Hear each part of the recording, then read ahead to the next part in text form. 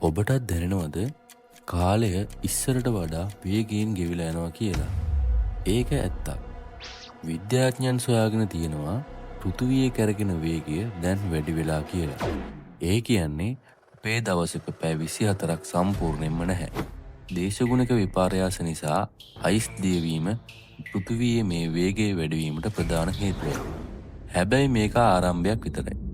මේ අතිවිශාල විශ්වයේ අපි තනි වෙලාද? ඇයි තවමත් පිටසක්වල ජීවීන් අපිට හමු නොවන්නේ? ඒ රහස ඊළඟ වීඩියෝ එකේ. එහෙනම් දැන්ම අපිව subscribe කරලා තියාගන්න. ඔබටත් දැනෙනවද කාලය ඉස්සරට වඩා වේගයෙන් ගෙවිලා යනවා කියලා? ඒක ඇත්තක්.